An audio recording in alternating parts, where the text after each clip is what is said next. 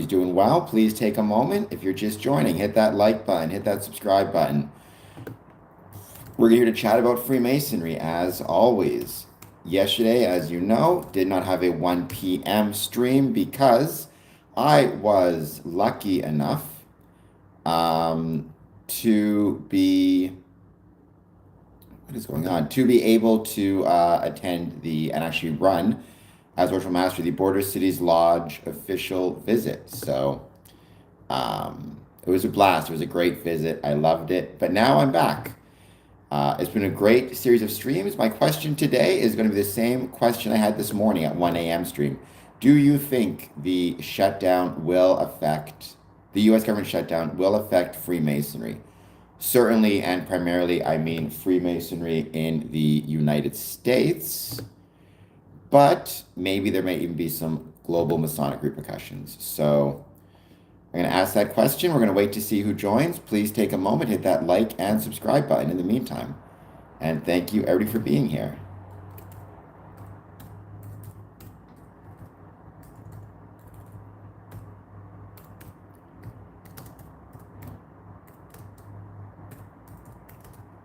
If I could get this thing set.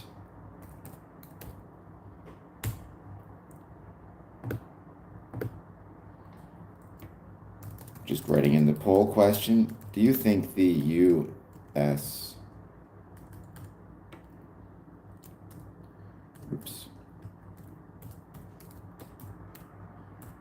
government shutdown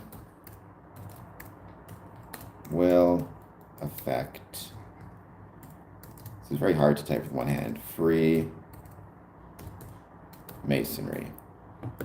All right, now let's give it a bit of time. Let's see how it goes. My answer to the question, by the way, would be yes. I can talk about why I think yes as we go, but for now, let's wait to see who joins. Greetings, Shemshu. How are you doing? Thank you for being here once again. I always appreciate you joining. How's your day going so far?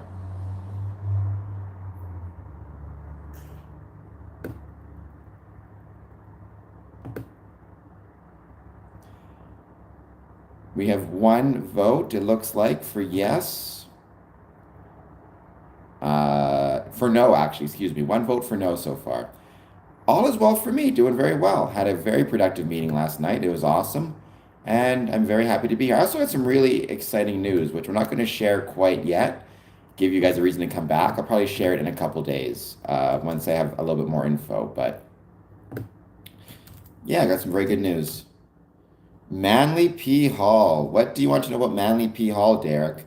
I would say, with the exception of Albert Pike, Manly P. Hall is probably like the most famous Masonic author. Though a lot of stuff he wrote, if I recall correctly, he wrote before he ever became a Freemason. And he was a Freemason out of California. Like, if I recall correctly, he wrote The Secret Teachings of All Ages before he became a Freemason, which a lot of people don't realize. Just the way I got my stuff set up. How's it going, Dad? How are you doing? I hope you're doing well. Thank you for joining. Also Canadian, by the way. So, you know, as a fellow Canadian, I appreciate that, part of Manly P. Hall. Typing with one hand because I got my computer set up in a weird way at the moment.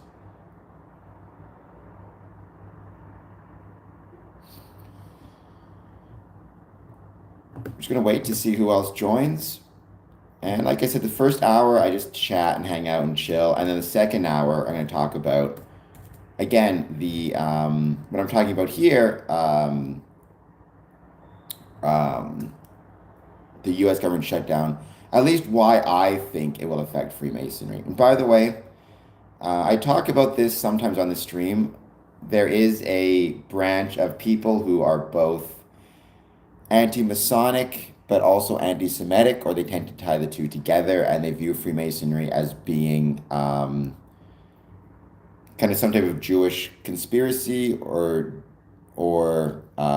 Jewish cabal. I get those people in my stream a lot, but today in the United Kingdom, there was an attack on the United Kingdom synagogue that killed 2 people. So I think we want to remember that anti-Semitism is real and it's dangerous for our Jewish brothers. Hello, UYTB68. Please hit like and subscribe. Well, based on your name, Blitzkrieg, I'm guessing you do not care, but I care. I care about anybody who was killed in an attack for any reason. However, when it seems to be targeted based on, for example, ethnic or religious or racial grounds, then in some ways I'm more concerned because that's meant to send a threat not just to the individuals who were killed, but to the entire community. YTB68, I think you're new. Please hit like and subscribe. And also, just as a human being, you would think one should care.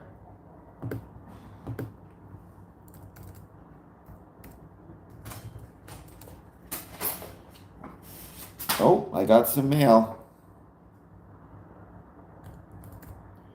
Hold on just 1 second. I'm kind of curious. When you say plain sight, Derek, what do you mean?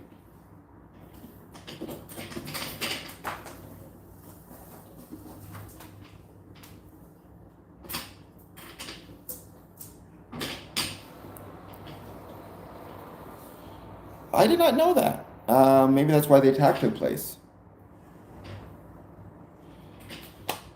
Well, I think when anybody is targeted, it's not okay.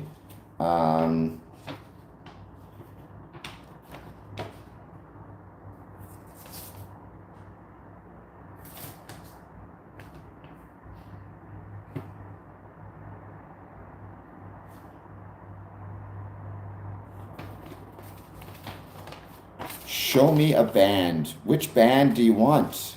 I will show you a band as soon as you hit like and subscribe. Then I will show you this band.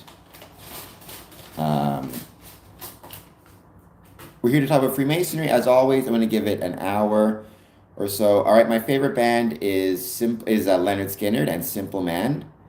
Jesus. My favorite band is Leonard Skinner. My favorite song is Simple Man. My second favorite band is Blacktop Mojo, and their best song is Prodigal.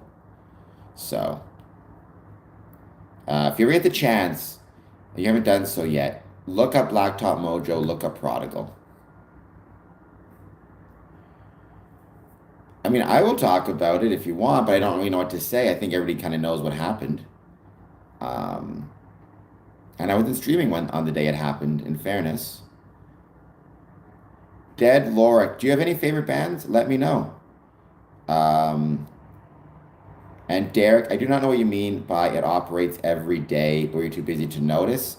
I wish Freemasonry operated every day. It makes me sad that it doesn't. But I'm working on it. I stream every day for whatever it's worth. N1AFE, welcome. Thanks for joining. Let me know how you're doing. If you have any thoughts on Freemasonry, any ideas. Once I get an hour in, I'll start talking about why I think the answer to that question is yes and how I think it's yes. Maybe, but I think the guy also had some pretty obvious mental health issues. Now, with the same token, I'm sure the guy in United Kingdom had some pretty serious mental health issues as well. I don't think you can do what he did and not have some very serious mental health issues across the board. Unfortunately, which then goes into the question of how are we dealing with people who are struggling with their mental health? How are we dealing with people who have no supports? Are we simply sending them onto the streets without supports where the problems are likely to exacerbate? Or do we have some type of social safety net that can catch people, give them supports, get them help before they get to a point where there is no help and they are at that point dangerous to themselves and others? Well, thanks, N1AFE. I hope you like and subscribe anyways. And if you do have any questions about Freemasonry, please let me know. I'd love to know at least if you have any questions about it. I've been a Freemason since 2007. I speak for myself. I don't represent any other political view, or sorry, any other Masonic views, or for that matter, I don't represent any other political views. I speak for myself exclusively when it comes to Freemasonry. I speak for my own views on it. Joe, I don't think there's going to be an economic collapse. I think we're going to go through some very challenging economic times. I guess it depends how you define collapse, but this is kind of one of the things I always talk about on this stream.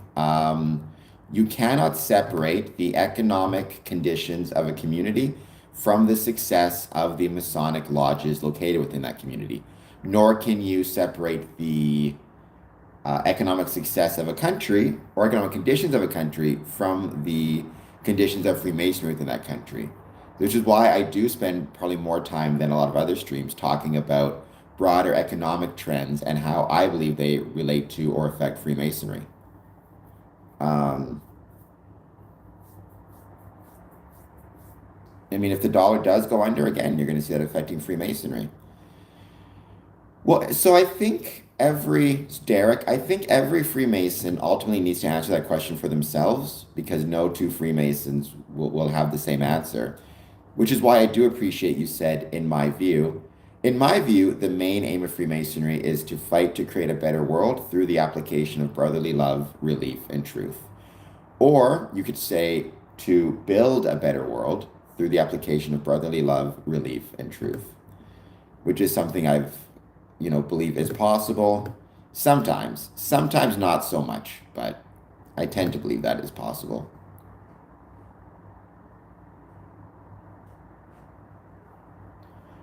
I can't imagine there not being world currency, Joe. I think obviously currency as a store of value is pretty much here to stay because it's that or I have to carry around goats to trade in my pocket, and I do not want to try to carry around goats. So, for whatever it's worth, I don't see that happening. The extent to which currencies are valuable or valued will go up and down depending on market whims and economic conditions.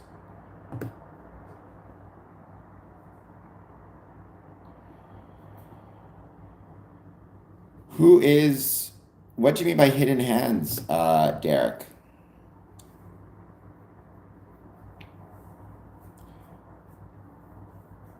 I mean, I'm not a huge fan of Trump myself, but Freemasonry will exist long past the political situation of the day.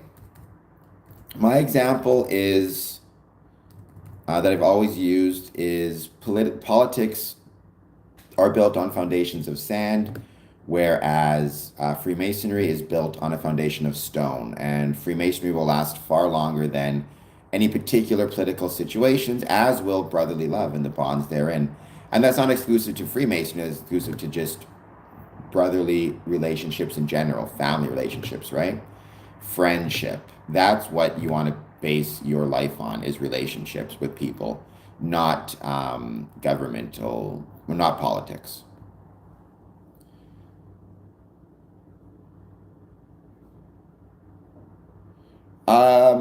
Well, I mean, we pay dues.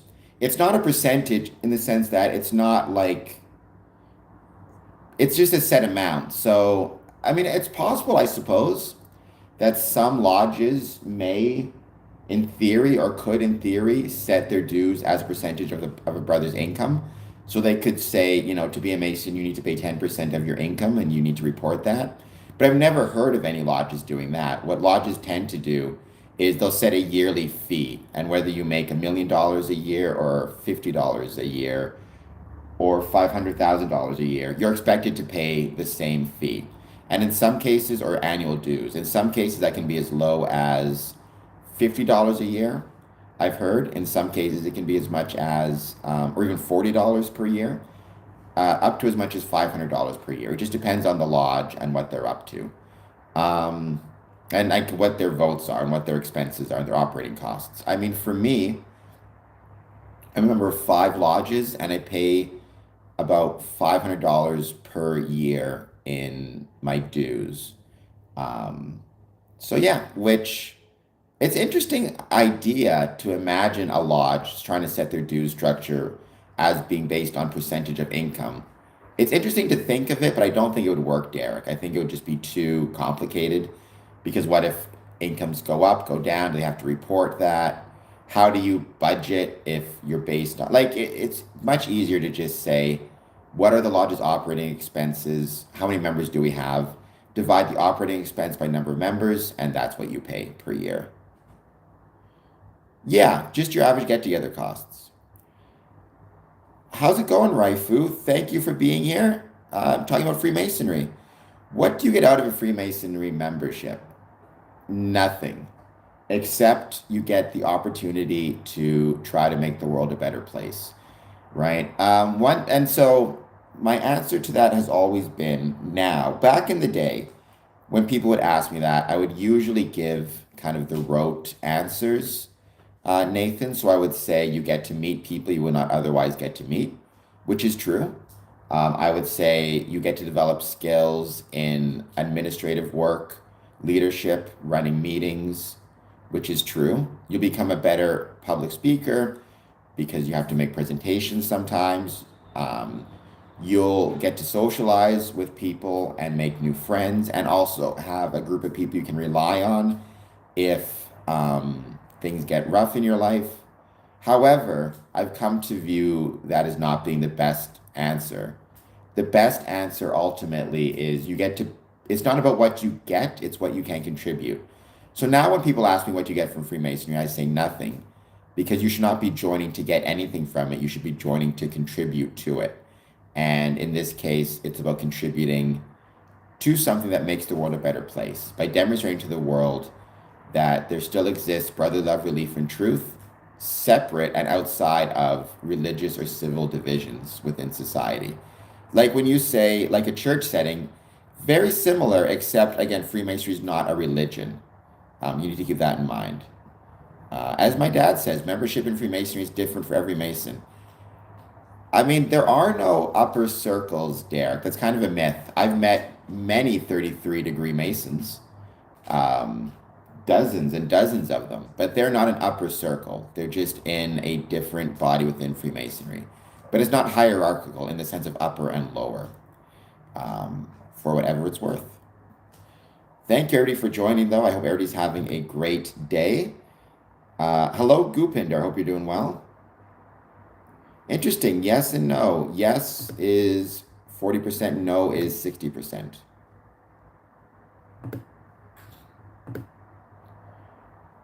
I am not James Gunn, but I hope you hit the like and subscribe button anyways, despite the fact that I'm not James Gunn. Maybe if I get enough likes and subscriptions, I will become James Gunn. Who knows? Maybe it's possible.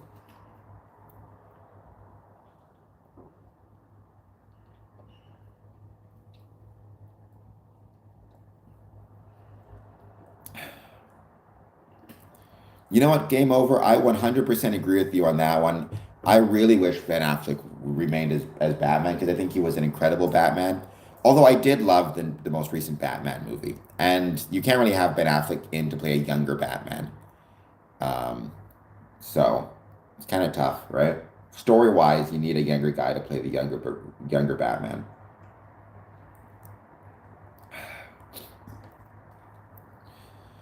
We're going to give it a bit more time. As always, it's the first hour. I just wait and hang out and see who joins. And then the second hour is when I actually start talking about specific topics. Excuse me, like today, everybody's got this cold. It's going to be the U.S. government shutdown and Freemasonry.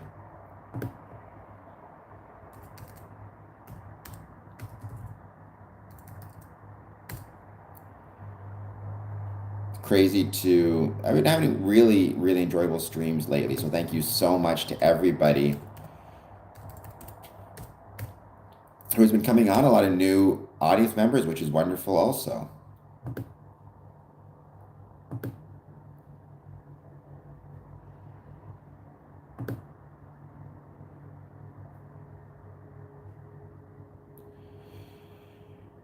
Um, Derek, so I don't, I mean, I don't know if you're, what you're saying there does not seem accurate to me based on my experiences. I think you may be misunderstanding. There will be different meetings on different days, but that will be based on the organizations and lodges to which you belong. So, for example, yesterday I had a Border Cities Lodge meeting at uh, the Windsor Masonic Temple. That was on Wednesday. If you're a member of Border Cities Lodge exclusively, then that's likely the meeting you'll go to. Today, I have a meeting of Harmony Lodge, which is a different lodge, different membership. And I'm becoming a member of both. I'm going to that one as well. But a lot of people who attended yesterday's meeting won't be at today's meeting. A lot of people at today's meeting were not at yesterday's meeting because they're members of different lodges. You also have Scottish Rite, York Rite. Again, it's very different in terms of, like, it's not, people are not showing up or not showing up to lodge based on social status. It might be based on the lodge to which they are a member, or the body to which they are a member, not social status.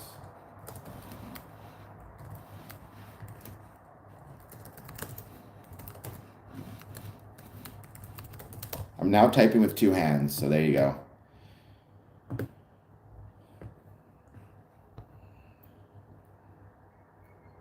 I do not believe that there is a Muslim invasion of Britain, nor do I believe there's a Muslim invasion of Canada, because some people have asked me that. I just believe there are people emigrating to different countries, hopefully to create a better life for themselves. Um, I mean, I think, Joe, for each their own, right? I'm not an atheist myself, but if being an atheist, um, you feel allows you to just be who you are, more so than religious convictions, then good for you, Joe. Right? My hope for everybody on this stream is that you are able to find a level of peace and happiness and comfort within your life, because within all of our lives, because that's not always an easy thing to find. Good day, Mr. Keeps on Ticking. How's it going? I hope that you're doing well. Thank you for being here, as always. By the way, I don't know if you responded yet to the email or to the message I sent you, but don't forget you still have your month tier one gifted membership on Patreon. I can't send you your fancy postcard until you sign up for that, because that's a tier one membership thing. Well, work will do that to you. I mean, work will piss you off, family will piss you off, home will piss you off. Unfortunately, at least for me, a lot of being alive is finding different things that piss me off. But I do my best to, you know, not let it affect me too much. Getting older, so gotta worry about the old blood pressure, you know? Can't let it get too high, but I've had many days like that, both at this job, if you want to call it a job, and my past professional lives. But I am sorry that it's a pissed off day at work for you. I hope it gets better for you. Maybe this stream will help make things better for you, though I know I can piss you off sometimes too, in fairness. So,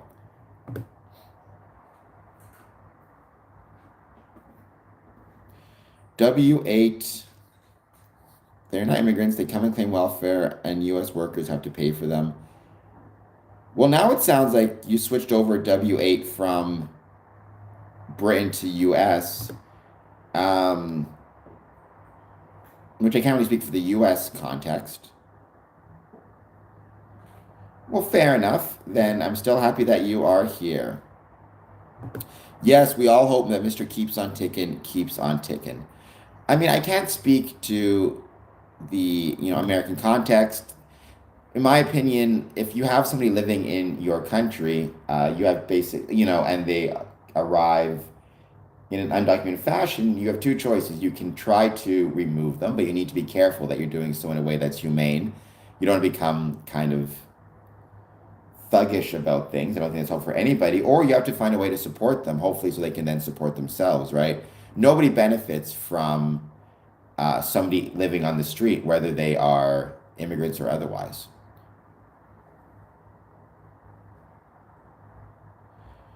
So I don't know what huge hidden hands in laws. Like, are you saying that Freemasons are um, influencing the way that laws are written? Because that's never been my experience. Again, there are Freemasons who are politicians. There are Freemasons who are police officers. I've known a couple, but the numbers are so small, relatively speaking. It's, you know, It's got to be less than 1% of within any of these professions are Freemasons, probably significantly less so than 1%. So it's really hard to imagine how they would have a hidden hand in the creation of laws and politics. But in fairness, I've never been to, where'd you say Jersey Islands? I'm not even sure. Is that in New Jersey? Um, I would question that a little bit though, for whatever it's worth. Perhaps you're seeing some things that you're recognizing the patterns that are not actually there, which is a very human thing to do. It's our nature to find patterns where there are none. It goes back to our idea of pattern recognition. Okay, Dad, do you know my dad is Harry? He's on the stream. Have you ever heard of the Jersey Channel Islands in the UK? Because you're from England. Was that close to Newcastle? I mean, sure, Joe, but I definitely don't agree with all cops are bad. I will never agree with all any group is bad unless I suppose it's definitionally. So, like, if you were to say, I don't know, all serial killers are bad, I guess I'd agree with you. But when you're talking about like a profession or a type of people, I'll never agree with the idea that they're all bad. I think that's silly. Um, but sure. Even when people say like all Masons are bad, obviously all Masons are not bad. I'm a Mason. I think I'm a good dude, but I'm not going to pretend like there is no such thing as a bad Freemason. Obviously, Freemasons are human beings, and unfortunately, sometimes there are bad ones that kind of find their way into the Masonic lodges. Unfortunately, it's human nature. Hopefully, Masonic teachings can help us become better. I think that should be one of the goals, or at least Masonic ideas or philosophies. I don't know if I'd use the term teaching, but Masonic ideas and philosophies can help us be better.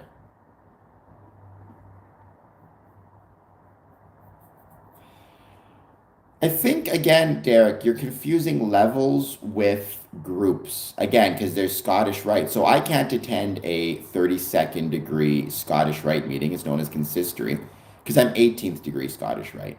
But I wouldn't use the term levels. It's just groups because I also can't attend a York degree. However, if a 32nd degree Mason attends my lodge meeting, he's on the level with me and equal to me. In fact, he may be in some ways considered at a lower level than me if I'm the worshipful master of the lodge.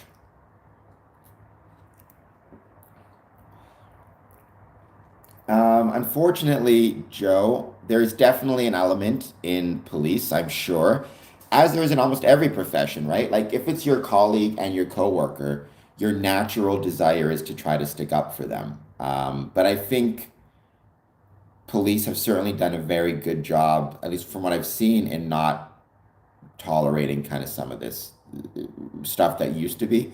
I'll even say in Freemasonry, right? There's this great myth about Freemasons that if one of our brothers commits a crime, we're expected to, hide the crime or not tell the authorities. And that's not the case, right? We in Freemasonry are told that if we learn of a brother who's committed an offense, be it um, whatever it is, murder, whatever it is, we are to tell the authorities and not hide the evidence. We're to tell the authorities, let them know right away, because, hiding criminal actions brings disrepute to Freemasonry and it creates a worse world. Um, so yeah, so I think there's always going to be amongst humans this tendency to want to try to help your friends and kind of stick up for them even if they're doing bad things. But whether it's police, Freemasonry, plumbers, any group, I think understands that for society to function, you can't be, you have responsibility to both respect the laws of the country and to not hide those who would do criminal things from the police. But they're not enforcers. Police. I see what you're saying. No, you're not completely wrong. I mean, I think it was called the thin blue line. I mean, I don't know a ton about it, but I know it has been a problem throughout history. Um, but I think because I was a probation officer for 5 years, I worked in jail for 5 years. I believe that police are becoming better about that, based on what I saw, at least anecdotally, and within my professional career. So where are the Channel Islands, Dad, and Derek? So is it between Canada and the US, or is it, sorry, is it between England and France, or is it between um, England and Ireland? Where are the Channel Islands? It would be really cool though to visit them. I'm sure they're beautiful. So, Derek, where is it located? Where are the Channel Islands located? I know you said, like, are they, again, is it the English Channel? Is it between um, England and France? Or is it the other side between, I guess, what would be England and Ireland? I would love to see the Free Plumbers formed. I think that'd be an awesome. I mean, they are a trade and they're incredibly vital trade. I mean, I can tell you this, they're probably one of those trades that you don't think about how important they are until you find yourself in need of them. But, journeyman, England and France. Okay. So are there, because I know that there's a tunnel. I'm just curious, Derek. I hope you don't mind my asking, because I like to ask questions. I know there's a tunnel that you can drive that goes between Britain and France. Is there also tunnels that go between the islands or that you can drive, or do you have to take a boat or a plane to get there? I'm guessing boat, obviously, but I wonder if people maybe can even take small planes to get there. Fat, greasy, and hairy plumbers. Poor plumbers getting a bunch of shade thrown at them by Mr. Keeps. Although, yeah, I've known a few plumbers. They can be some of those things, but I still love them. And I don't want to say too many negative things or make fun of them because if my toilet ever goes on the mend, I don't want to be calling them and being reminded of this stream that they all saw. So I love plumbers. You're wonderful people. I mean, I wish we had more bank loan officers in Freemasonry. I mean, I could get it myself alone.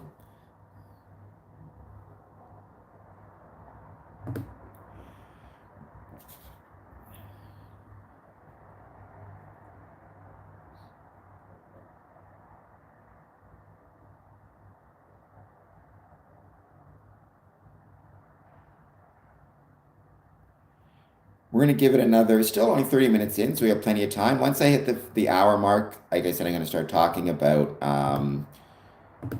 Freemasonry and the U.S. shutdown, government shutdown, how I think the latter will affect the former, and why I think the latter will affect the former. Somebody above mentioned it, we were talking about economic conditions.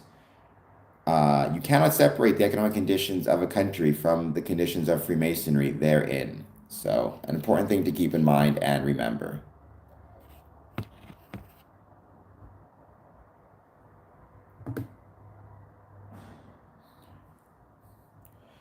Combining, what is up?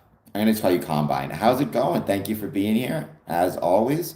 I feel like it's been a little while since you've been on the stream. What is new? What's exciting? What's happening in your life? The old advice to be one, ask one. Basically, what you need to do is you need to figure out if there is a Masonic lodge or body within your area, and if there is, see if you can get in touch with them. You can write a letter. If they have an email address online, send an email, or just go knock on the door.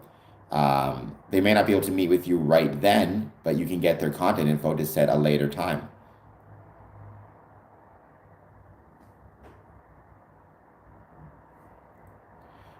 I thought, between the islands in France? Okay. How long of a boat ride is it, Derek, to get from the Jersey Islands to, let's say, the mainland? And it's part of the UK, though, I'm assuming, right? Not part of France. The Jersey Islands. I think you said that above. Is it like a major? Um, is it a major tourist destination? Do you have a lot of people traveling there for holidays? I feel like when it comes to islands, you're almost certain to have a lot of tourism within, just islands in general. People like to be tourists. What are the pros of becoming a Masons versus the cons? Well, the cons of becoming a Freemason are really complicated because they're not natural. Oh, so you're closer to the UK than to France. Okay. Or sorry, you're closer to France than the UK. Like, I'm trying to think of how to say this, Combine. If you wanted to, in most jurisdictions, certainly in the North America, this is the case. Um, if you decided you wanted to join a Masonic lodge, you go to your initiation. You then every year pay your dues, and let's assume it's 150 per year, just roughly. And you never go to another meeting again, then I suppose the one con is the 150 you pay per month.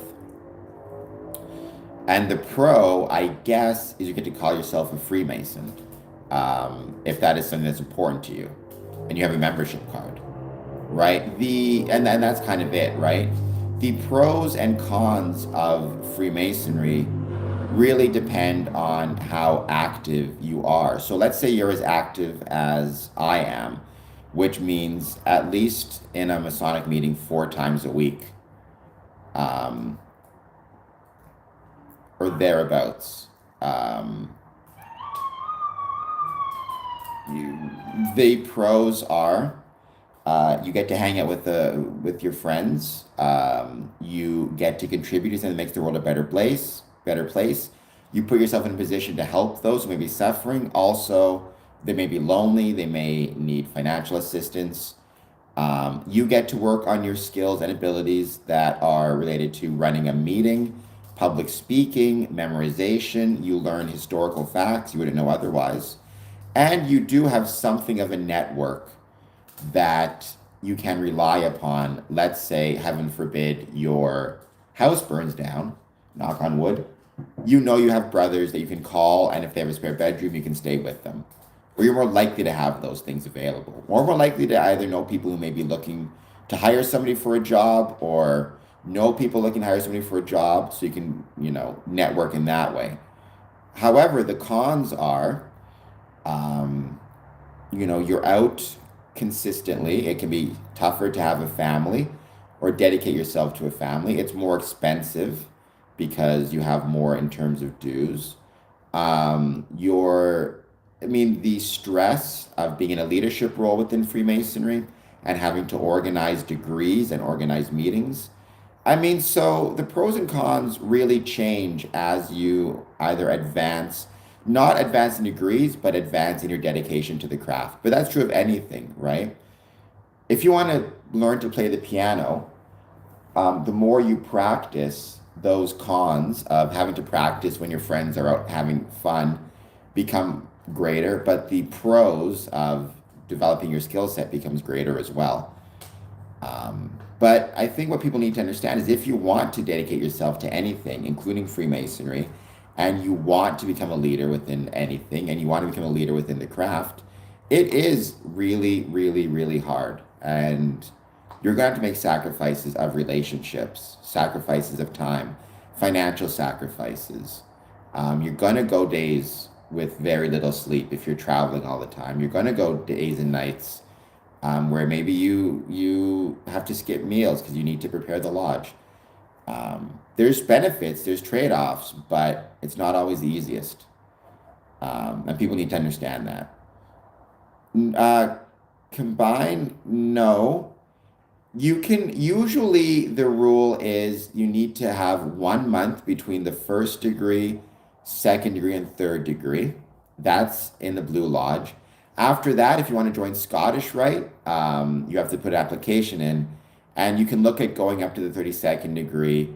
Sometimes it takes several months. Sometimes it takes actually just a weekend if the jurisdiction does their entire Scottish Rite um, kind of class over a couple days.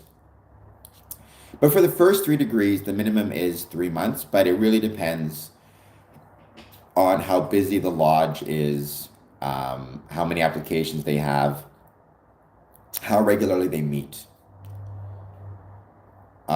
It is not gay, Dixon, nor is Freemasonry straight. Freemasonry is a civic or fraternal organization, so sexual orientation has nothing to do with it. What does the phrase "the craft"? Well, so Freemasonry is evolved or descended from stonemasonry. Stonemasons were craftsmen, right? They were tradesmen or craftsmen, and so the craft just refers to it in honor of our craftsmen brethren.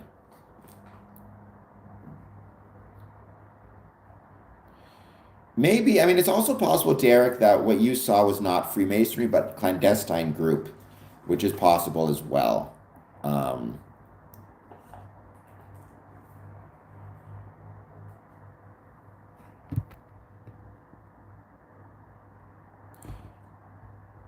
well, I was seeing Dixon miasma. I do not know what the miasma means, but there you go. Well, I'm not going to tell you what the G stands for. You got to join to learn that. I mean, you can already find it on the internet, but nonetheless.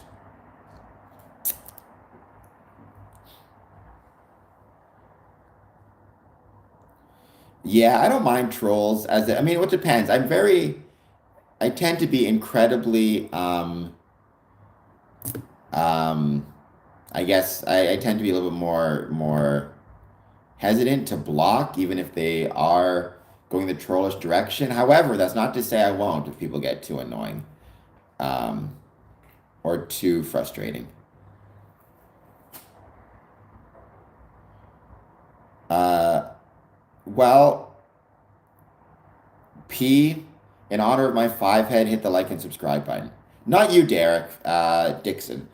Am I familiar with the OTO? I'm familiar with the OTO, um, but not well, right? I don't know a ton about it. I'm conversant in it. By the way, Chris, I know I still have to, I believe, I need to double check, send you your um, uh, correspondence, the um, postcard with the Canada Post strike. I probably have to send it to you through Pure later. But once I'm in a couple days, I'm going to start looking at sending it to you, Chris. So do not worry. I believe I still have to send it to you. I have to double check my list. But I'll probably send it to you through Pure later. And thank you again for taking advantage of the gifted membership. I truly appreciate it.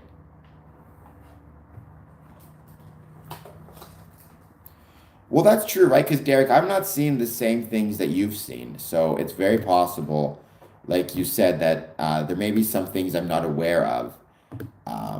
I can say the Jersey Islands do seem, based on what you've seen, to be very different from the Freemasonry that I've seen in my day-to-day life. So, in my day-to-day Masonic life. Oh, perfect. Well, then never mind. I want to double check that. Um, but Chris, I hope that you are. Oh, perfect. All right. Yeah, send me your address. You can send it to me by mail, or sorry, by email, excuse me. And then, like I said, I got to figure out. I was thinking of waiting until the actual, um, until the strike resolves or the work disruptions resolves, but I'm not seeing anything yet, so I do not know. So I may have just have to send it by Pure later. It's funny, I was at Staples a couple days ago, uh, printing out a bunch of stuff for a Masonic meeting, of course, and the lineup for the courier services was huge. It was through the door. So apparently, a lot of people do still rely on snail mail. Um, at least for some correspondence. I would think Christmas is when you're going to see it hit the hardest. Yes, I'm doing well, Mohammed. How are you doing? Thank you for being here, as always. I hope you're having a great day. And please, as always, hit that like button, hit that subscribe button. Let me know how it's going. If there's anything you want to talk about. I'm going to talk about my poll question in about another 15 minutes or so. It was good. It was really good. I hope you'll check them out. If you haven't done so yet, please leave some comments on some of my interviews, some of my videos. I would truly appreciate that. It helps big time when people finding the YouTube channel.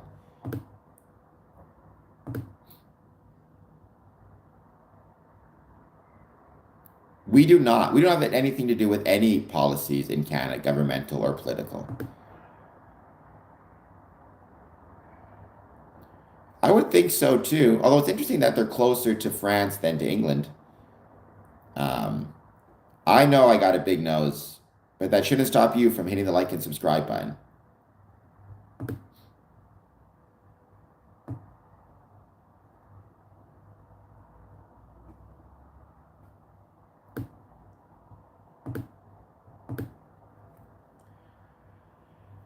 Well, then you should definitely hit the like and subscribe button if it's hot.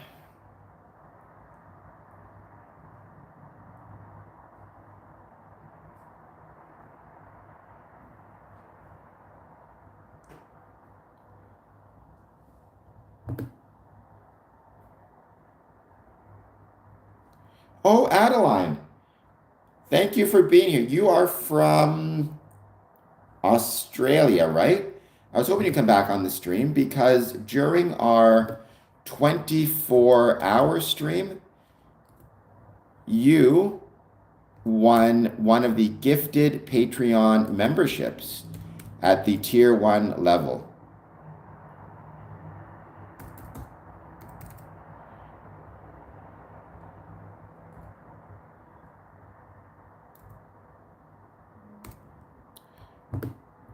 And so you are able to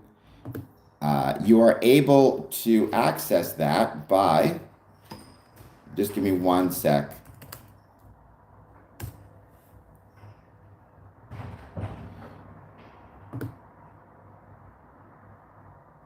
You can send me an email, info@squareandcompass.ca. If I, for some reason, just want to check something quickly.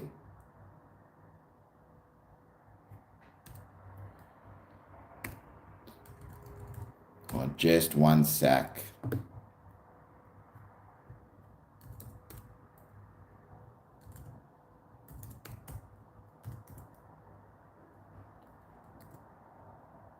Yes, info, there you go. Info@squareandcompass.ca.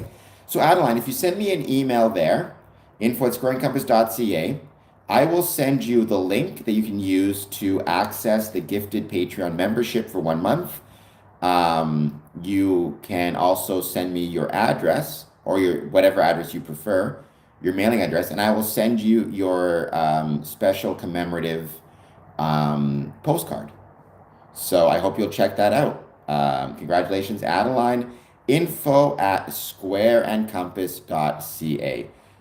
Control, what's Freemason? Freemasonry is a fraternal organization, a civic group, a social club. It's for both men and there are women Freemasons.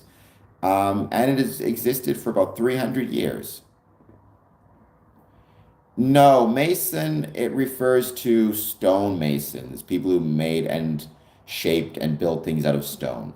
Um, Mehbin, thank you for being here. Please hit like and subscribe. No worries, Adeline. I hope you enjoy your 1 month gifted Patreon membership.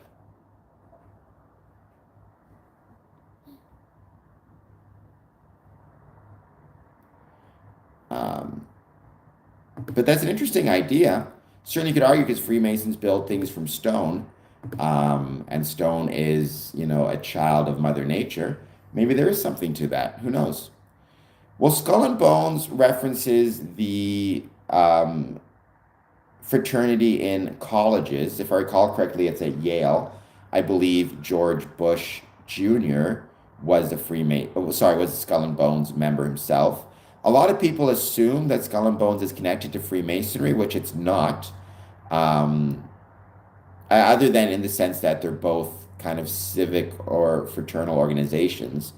Um, but yeah, it's just another type of civic group or fraternity, in this case for college students. I am from Canada.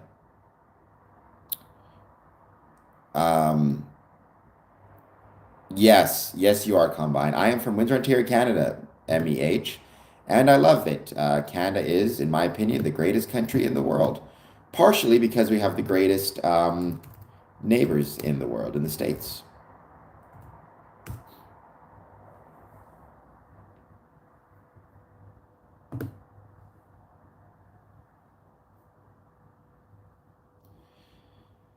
It could be. I mean, I don't know very much, right? So nice to meet you too, maybe, about it. So I don't know, like, if you need to be rich to join or what the dues are, anything like that. I tend to be very, as a general rule, willing to provide the benefit of the doubt to almost any of these types of groups or organizations because I'm so supportive of civic culture. And for not just fraternities per se, but civic groups and civic culture as a general rule. So. We got some hearts. I don't know if that's smoky, but if it is, welcome. So no, that's not the case, right? Skull and Bones Illuminati are not part of Freemasonry. They're separate organizations. There may be dual members. Certainly with Skull and Bones, I'm sure there have been many Skull and Bones who throughout the years have joined Freemasonry. But that's a different thing than them being connected. In the same way, the Freemasons founded the Young Farmers of America or Future Farmers of America. That doesn't mean that Freemasonry and the Future Farmers of America are part of the same organization. All right, Smokey. Well, thank you for being here as always. And thank you for taking advantage of that um,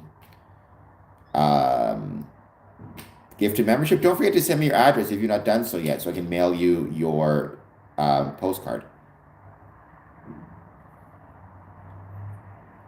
Freemasons do not influence politics. Now, there may be Freemasons who are also politicians, and to what extent their Masonic philosophies influence their political decisions would be a decision each one of them has to make for themselves.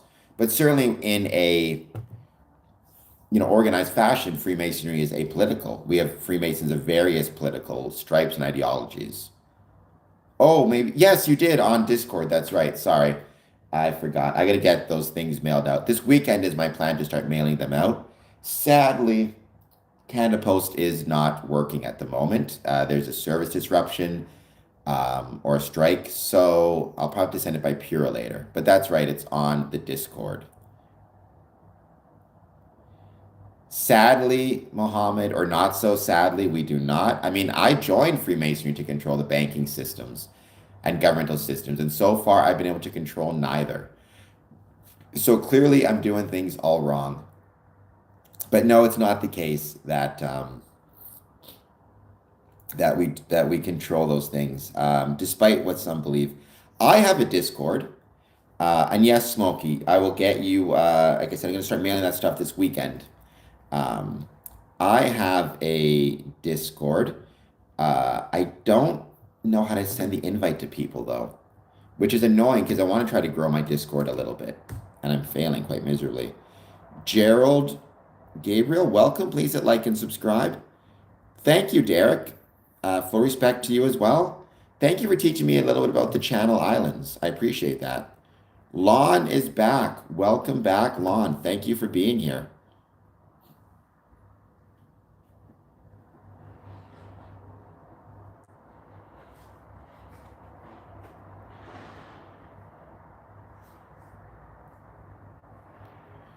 Oh, I got a reward here of some sort.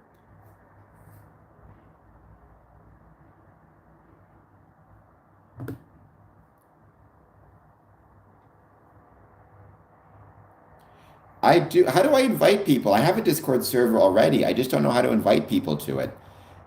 It's not letting me on my laptop, and I can't get it on my phone anymore. If anybody could tell me How to invite people on my Discord server. I'd appreciate it. But it's called Square and Compass Promotions. Um,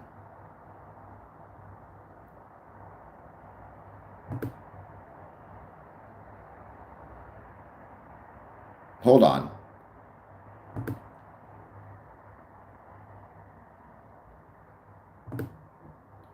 Thank you, Topher9899. Let me know if this thing works. If you can copy and follow that link. If it does, let me know. If not, well, then there you go. I think that's the.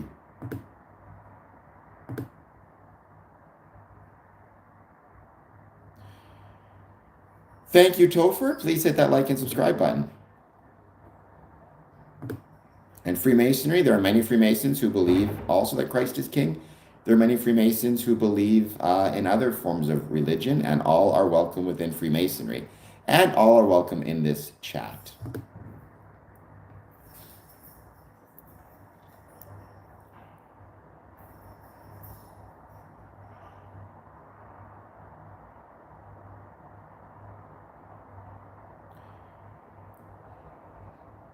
I mean, I don't know how Discord works, honestly. I have a Discord server. You would think I would be better at it, but I know very little about actually Discord. I almost rarely use it. Funny Republicans, greetings, Nathan. So when I speak of Freemasonry, I tend to always speak about it from the fraternal viewpoint because that is my Masonic kind of history. However, there is the Order of Women Freemasons, which is an incredible group. There's also Eastern Star and Rainbow, which is a youth group for young women. So women can be Freemasons, in my opinion. Women can be Freemasons and are an active part of the craft. And I think Order of Women Freemasons, especially, is a really valuable part of the Masonic family that I, from the fraternal side, and others have a tendency to overlook, unfortunately. Um,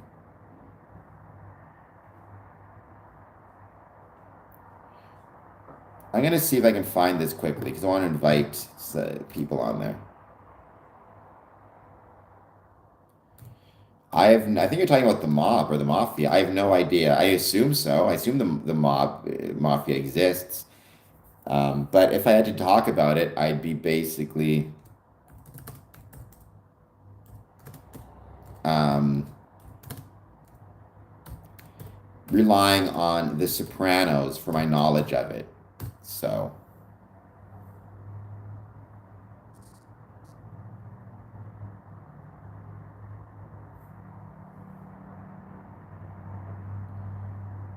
okay, it says,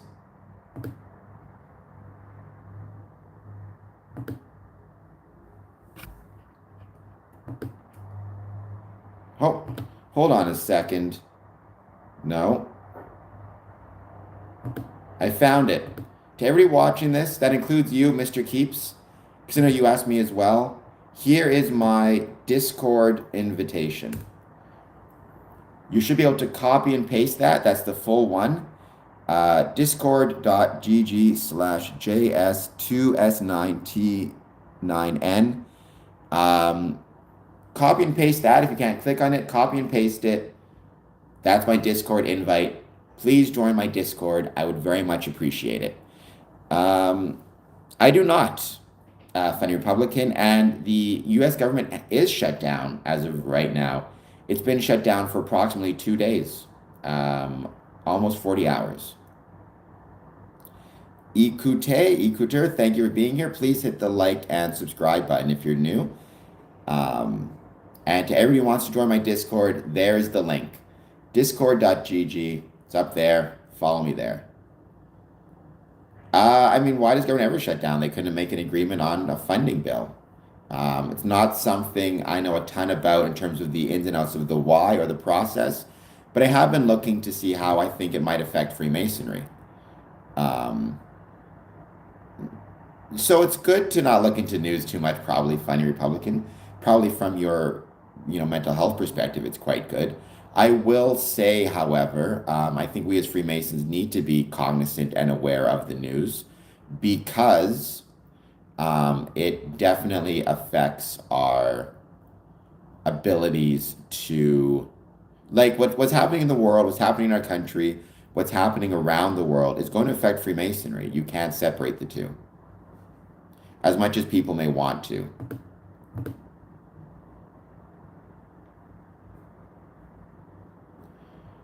DYS, you've been on here before, I believe, so let's just put you in a timeout for a little bit.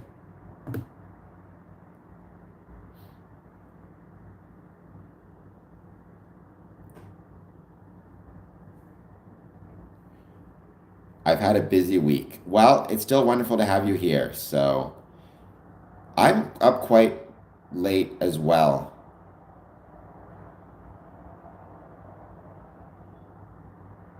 All right.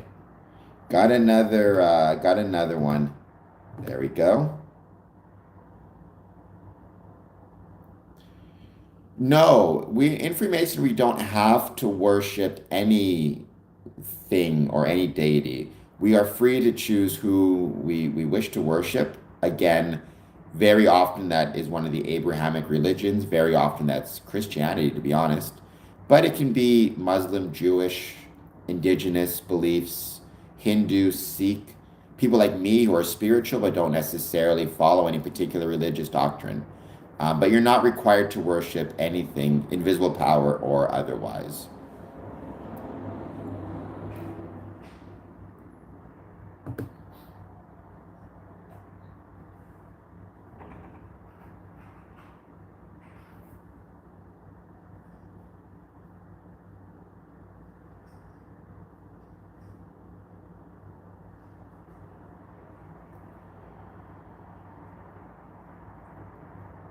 Thank you, funny Republican. Like I said, I'm trying to get this thing a little bit more involved, and not just with Discord, but with a lot of my things, right? Like I have a Twitch I almost never use. I have, my socials. I'm trying to see if there's a way I can become more active in all of these different sites and social media.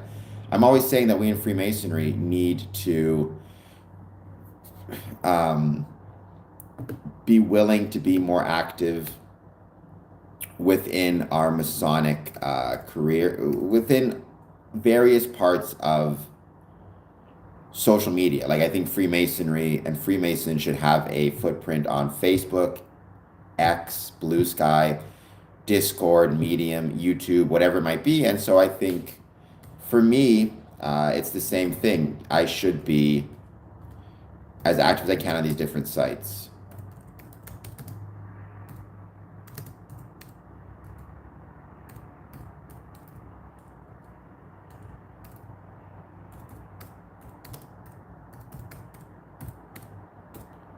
Patreon. Frederick, well, the let's see.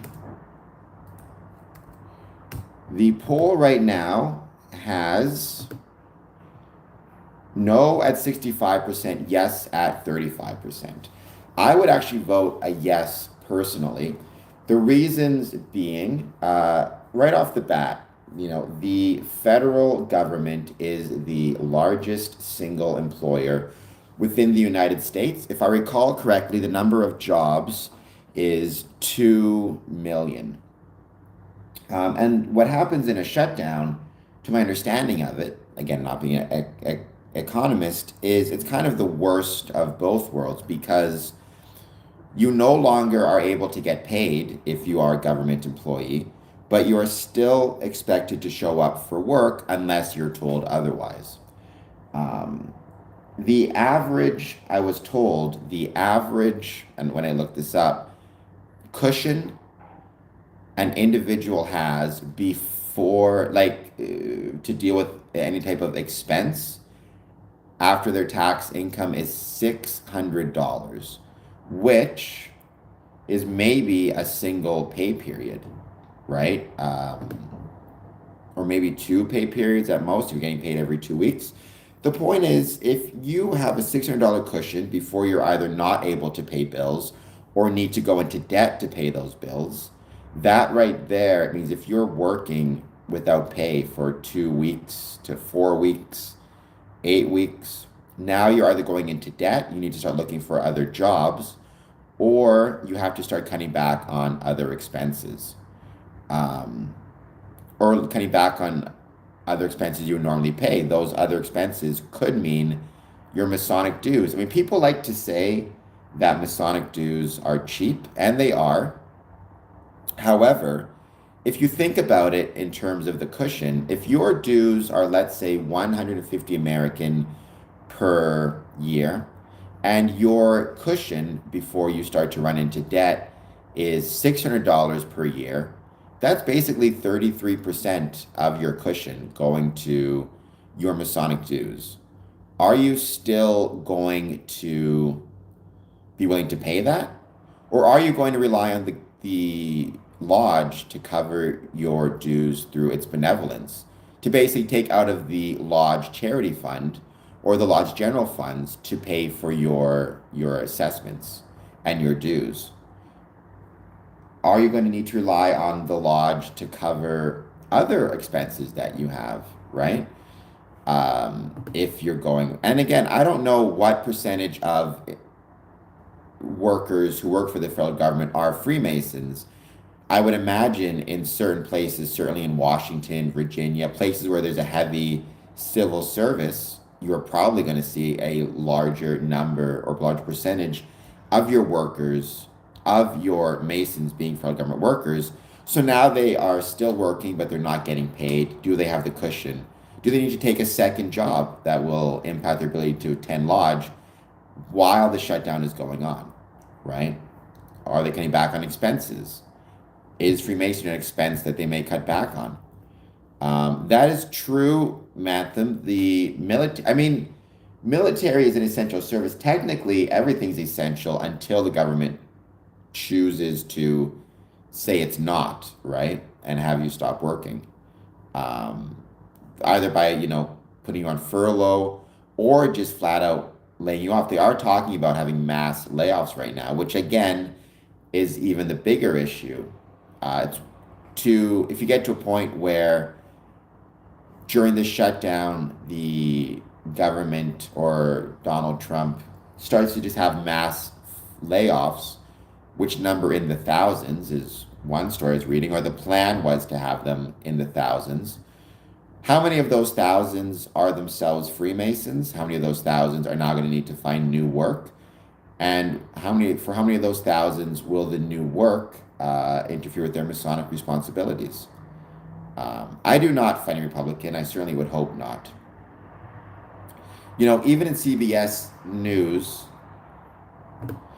the fight over funding the government is likely to be a costly one. I mean, that's the hope, Harry.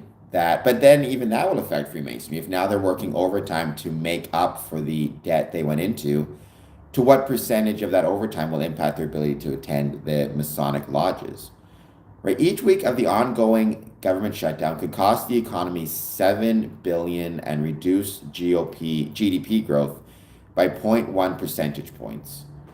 Right? To some extent, a portion of that economic cost could be reversed when the government reopens, as furloughed employees receive back pay and economic activity increases. It's likely that not everything will be reversible, though. The last shutdown, which was during President Trump's first term, lasted 34 days and cost the U.S. economy about $11 billion. According to, where was that?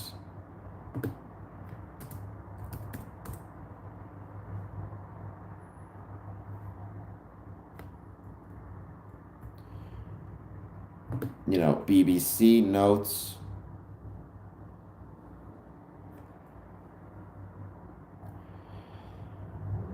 This is a BBC story. The U.S. federal government has shut down after Republican Democrat lawmakers failed to resolve a budget standoff. The impasse affects funding the government operations throughout October and beyond. It is poised to cause widespread disruption for Americans in areas ranging from air travel to zoo visits. The political gridlock is also expected to put 40% of the federal workforce, about 750,000 people, on unpaid leave. Some of the impacts when it comes to, for example, travel for Masonic events, a federal shutdown could hit flyers in a variety of ways, potentially leading to long security queues and delays caused by unpaid air traffic controllers choosing to stay home rather than work for free. Air traffic control and transportation safety administration workers are considered essential, so they will continue to go to work. But they will not be paid until the shutdown ends. When this last happened, these workers increasingly began to call in sick, leading to delays that had a ripple effect across the country. Americans planning to travel abroad could also be impacted, with U.S. passport agencies warning it could take longer than usual to process travel documents. There'll be no work or pay for federal workers. Federal employees are expected to be the hardest hit as they will not receive any paychecks while the shutdown continues.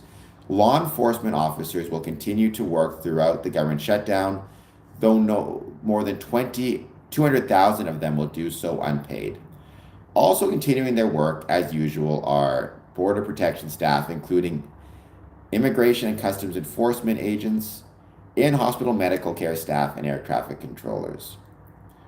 According to CBS News, the 5 government departments with the most furloughed staff are Department of Defense, 334,904 furloughed with 406,000 retained. Department of Health, 32,460 furloughed with 47,000 retained. Department of Commerce, 34,711 furloughed while 8,000 retained. Department of State, 16,651 furloughed, 10,344 retained. And NASA, 15,094 furloughed while 3,000 are retained.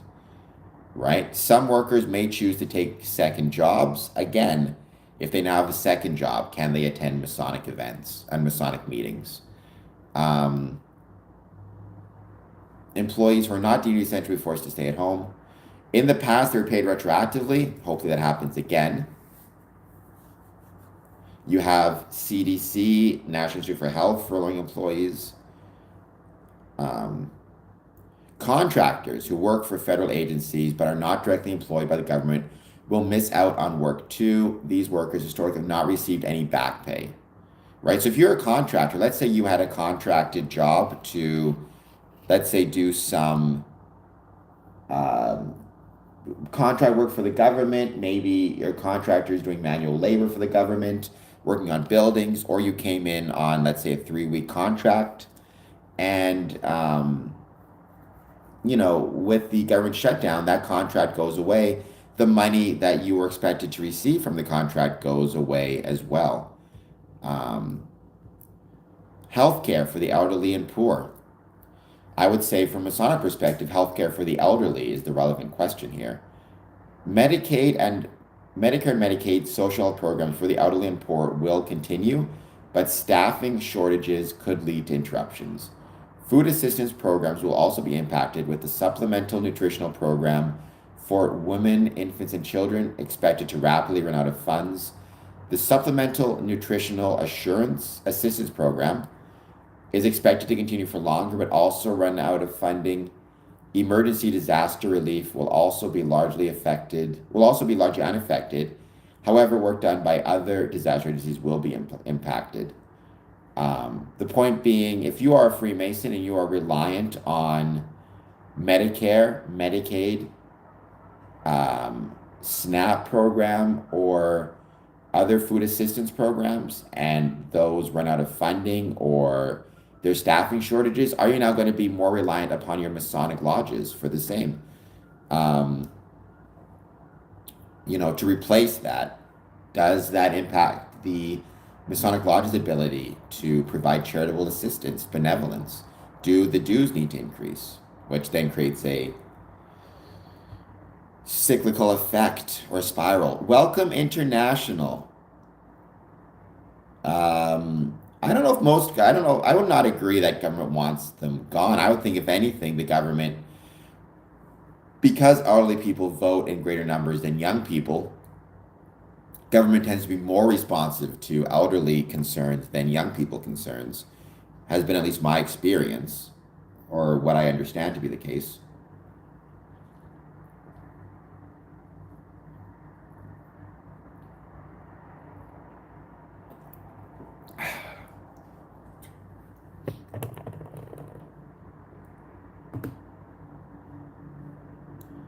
But thank you, International Cyber, for being here. Let me know if you gave an answer to the poll question and what you think the answer could be. But again, when you have the largest, so the federal government, again, it's the largest employer in the United States. According to my quick Google search, about 3 million actually, excuse me, 3 million employees work for the federal government. From a state by state perspective,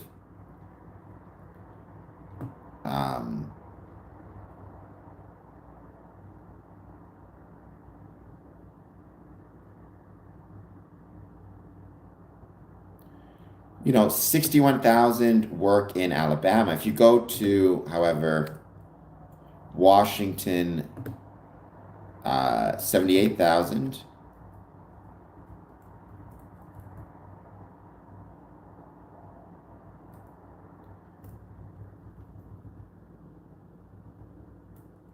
Where is it here? Trying to find Virginia, 235,469 federal workers live in Virginia, right? So a percentage of those are going to be Freemasons. And that is true, as Dad says, they do pay taxes their whole working life. And they still pay taxes even after the fact, right? Very often their income, their pensions do get taxed. You need to keep that in mind as well. Well, I mean, government is, you know, from a political standpoint, always going to be concerned about politicians and the politics of a situation, which can be, again, if you are represent a constituency that votes in high numbers, you're going to do better than a constituency that, let's say, votes in much lower numbers. So that's why I think in some cases elderly are actually receive outsized influence in government as compared to younger people, especially once you're under 18, you can't vote at all. What is the incentive for politicians to cater to the needs of younger individuals? Pennsylvania, 90,519. We do not, either on the individual basis or on, you know, the organizational basis. Now, we can, as Freemasons, try to, for our buildings, for example, take advantage of tax incentives. For example, if we meet in a heritage building and we do conservation work on it, we can try to apply for different types of tax incentives or tax breaks. Very often there are property tax breaks at the municipal level for heritage buildings. But that is going to depend on the municipality in which the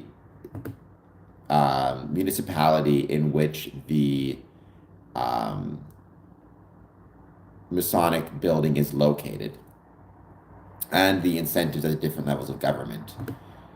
You know, part of the thing of me trying to do this stream is I didn't make this a job, is I was curious if I can make this a job, to what extent do my Masonic expenses become tax expenses? Which I'm still working on figuring that out, right? Because to do this job, I need to be a Freemason. So does that constitute expenses for taxation purposes? The quote unquote write-off.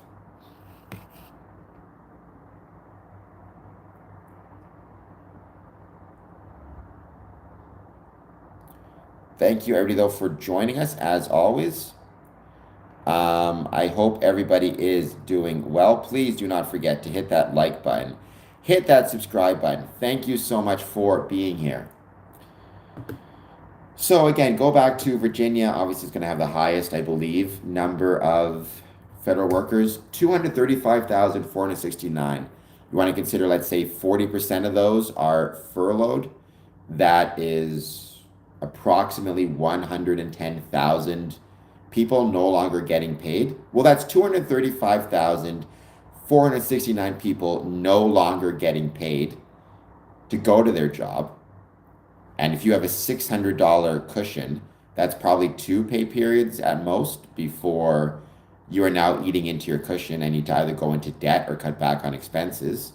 40% of them are furloughed, which means they're not getting paid or going into work. Are they going to start to look for other jobs? Are they going to cut back on their Masonic expenses? Are they going to cut back on going to Masonic events? Are they going to cut back on travel to Masonic events? Right? Well, because that's a good question, Nathan. That's a valid question. I would say the reason it does not become political is because the way in which it makes the world a better. I mean, I guess you'd have to define political. Is apolitical, right? So what I mean by that is, um, by joining a group and pooling resources, you are definitionally making the world a better place, right? So, for example, um, your Masonic brother loses his home in a fire, and he needs a place to crash, and he stays with his Masonic brother for a few months to get back on his feet. That's not a political thing, but Freemasons are in the privileged position to be able to help their brother, and not only help their brother, but help the community. Because let's say he does not have any brothers on which to rely. Um, well, what are his choices? Hopefully, he has family or friends to rely on. If he does not have family or friends, what is his other option? Right now, he's looking at being on the street, being in a shelter, needing to rely on government assistance to get back on his feet. Right now, he's in a place where the entire community is challenged because of what happened to him, right? Not that it's his fault. Same thing if he loses his job, right? So that is not political. It's more putting yourself in a privileged position so that you're part of a group that through pooling of resources, not just financial, but just knowledge and life experiences and resources, you have now helped create an environment that can help those who need it. And you're not reliant on government or community assistance for the same. It also makes the world a better place by demonstrating to the world at large that men of different, or people, but men of different faiths and beliefs and backgrounds can all come together and work together. That in and of itself makes the world a better place. And then there's obviously the charitable endeavors that they do, whether it be cleaning up, adopting a highway and doing trash cleanup days to donating for prostate cancer awareness, right? All those things make the world a better place. And they put us in a privileged position to do so. I've always said Freemasons should be cheerleaders for our communities and our cities, but not for the particular political actors within those communities, right? When I say I support and love Windsor and I want the best for Windsor and I try to, um, help the local businesses within Windsor and use Freemasonry to do the same and help the economy, that doesn't mean I support any particular government, because the government will come and go. Freemasonry remains. Um, I mean, I don't agree, Banker, that everything is politics. I understand what you mean by that, but I don't believe that to be the case. I don't believe everything is politics. I think you can separate politics from other aspects of your life. And you kind of have to, otherwise you'll drive yourself crazy. You know, um, when I'm going to a Masonic Lodge meeting and I'm discussing donation, let's say, to prostate cancer funds, that's not me trying to make a political statement. That's just me trying to support a charity. Now, You want to take it one step down? Sure, you can argue the fact that we need to donate to it and the government is not funding it is political. But if that is what you, but again, I think that's taking too broad a definition of politics for the day-to-day approach that I'm discussing. Well, it depends, bankers. Every Masonic lodge kind of will decide A, if they want to do any fundraising at all, and B, what it is they want to fundraise for. Every, again, Masonic lodge has different goals, right? So some Masonic lodges are very big into charitable fundraising, and they will always have different fundraising efforts, but many don't. Many focus on other aspects of the craft and Freemasonry, or their charitable efforts are kind of more in-house. It's about supporting brethren who maybe having hard times. Both of which I think are equally valid and equally valuable. Um,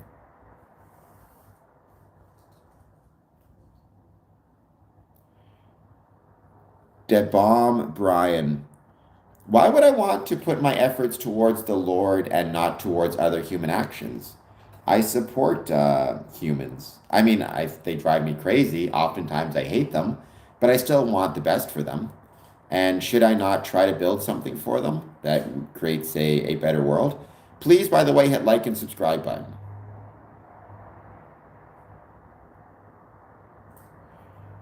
Well, banker, I'm just going to call you banker. Within Freemasonry, there are many organizations that put women first. The Order of Women Freemasons, which is a great organization, Eastern Star, and International Order of Rainbow would be three. But I would say the most important would probably be the Order of Women Freemasons. I think they're an incredible group. I think, unfortunately, they were often ignored amongst the fraternity for too long, but that's changing, and that's a good thing that it is changing. There's also women's shelters here in Windsor and around the world. We've donated to those in the past. So there you go. And see, it's interesting, Nathan, because I tend to be the opposite. For me, I tend to be skeptical of individuals. I tend to be more comfortable with people in groups. Now, historically, I understand why you would be skeptical. There have been many times in history where mobs and large groups have done a lot of damage. But there's also been many instances throughout history where people within large groups have done incredible things. I mean, as one example, what is the moon landing if not a large group of people working together for a common purpose? There is an annual membership. It depends. Each lodge sets the cost of that membership. I know lodges that charge as little as $40 a year to be a member, and lodges that charge as much as $500 a year to be a member. It really depends on each lodge and its operating costs. That's happened in the past, Nathan, but it's also happened that large groups of people make their way to the moon, win football games, um, defeat tyranny, right? It was a large group of people that both started doing salutes and wearing funny armbands, but it was also a large group of people that defeated the group that was doing the salutes and wearing the funny armbands. So I think oftentimes it is the man that exists within a group that was willing to sacrifice for that group that demonstrates the best of what it is to be a human. By the way, bankers, I think you're new to this stream. Please hit the like and subscribe button. I would truly appreciate it. And thank you for joining. Um, but again, just using Virginia as an example, right now, 235,469 people are not getting paid for going into work or have been furloughed and sent home. To what extent does that mean they are not capable of covering Masonic expenses? As Banker says, those annual, it's funny. And again, I talked about this before. The average cushion a typical American has is $600 after tax. That means if they have to spend more than $600 on an unexpected expense in a year, they are either going to need to go into debt or cut back on other costs. $150, which seems to be about average in my experience, $150 is, that's about 30%, 29% of that cushion. If you miss two pay periods in this strike, you lose $600 of your income, at least short term. Do you have to start cutting back expenses, going into debt? What happens? Uh, I don't know what you mean by that. I mean, the women play football. Are you talking about soccer or American Gridiron? I mean, I think we need to get more women involved in playing sports of all levels.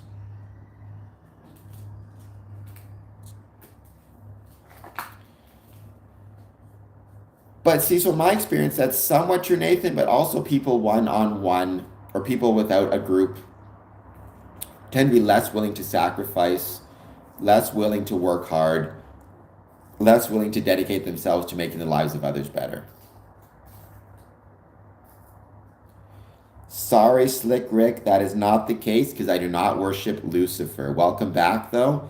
It's good to have you, but you, sir, are incorrect. Freemasons do not worship Lucifer. Someone has been reading a little bit too much Albert Pike and misunderstanding what our friend Albert Pike has to say.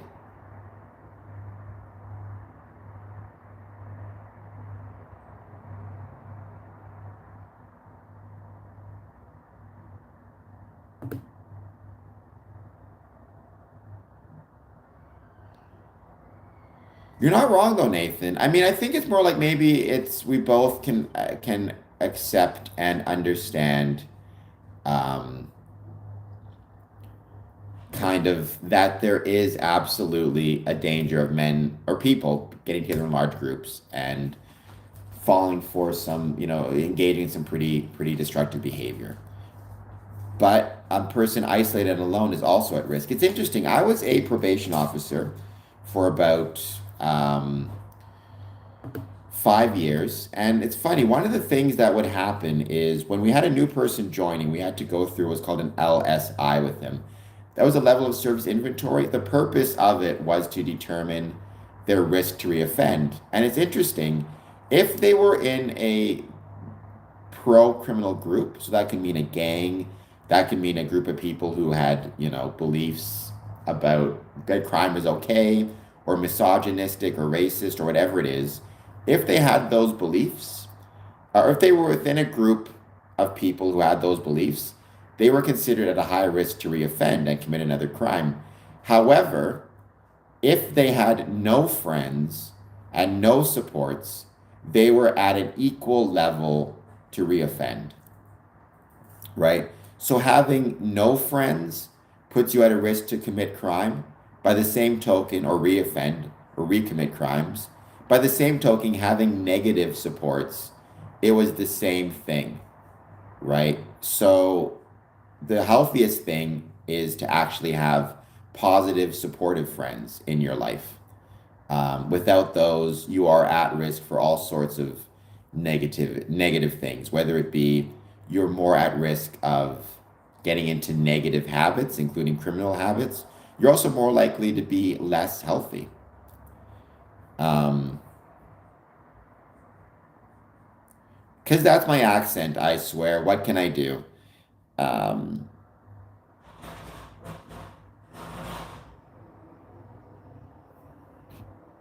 and you're not wrong, banker, and that's a very valid point as well. Again, from a Masonic perspective, how many Masons are now going to either be forced to work in the gig economy due to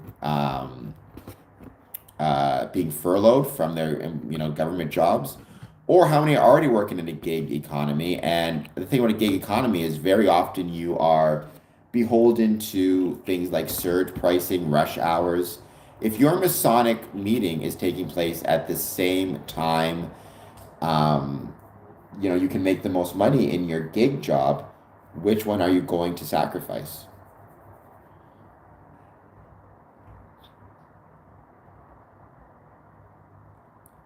Well, Slick Rick, I like to think of myself as not being a liar, nor being a deceiver.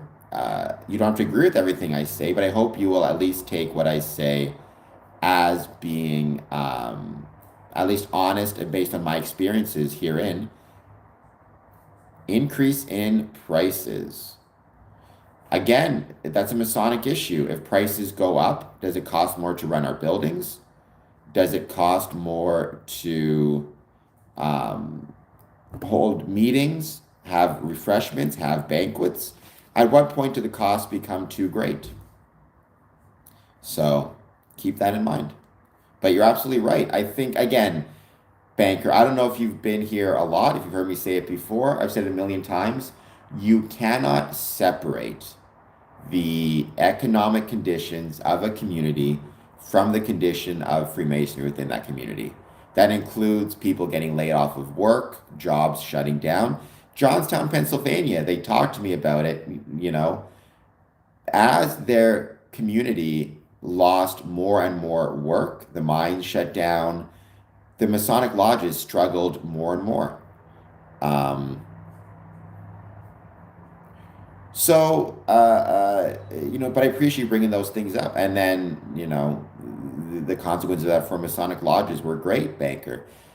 So I have never referred to a non-Mason as a profane or reprobate. I've heard it used in Masonic context before, but very rarely. And I think it's kind of weird. I mean, 99% of the time, Masons refer to people who are not Masons as just non-Masons, if it comes up at all.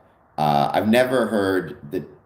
I think I've heard the term reprobate once, but it wasn't in. It was in a Masonic kind of context. I've heard the term profane a few times, but very rarely. Within 20 years, it's incredibly rare that I've heard it. And honestly, that really is going away, in my experience. No worries, Dream Seeker. Let me know what day you can make it out, and I'll try to be there. We have a Masonic meeting tomorrow. Sorry, not meeting. Well, I do have a Masonic meeting tomorrow. We have coffee club tomorrow. I can meet you there tomorrow at, let's say, 10 a.m. if you'd like, or 9 a.m. 9 a.m. would work better, to be honest. Awesome. I think I saw your message. Thank you for joining. I really appreciate it. I appreciate everybody following me on Discord. If you can't, Mr. Keeps, follow me on Discord. You're asking about my Discord, so there you go. And to everybody else who's messaged me, thank you as well for being here. I truly appreciate it. DAJK. Awesome, Mr. Keeps. Just make sure you copied the. Did you get the link? I'll share it here one more time just so you've got it. That's my Discord. I'll take Ron Perlman. I'll take Red Hot Chili Peppers.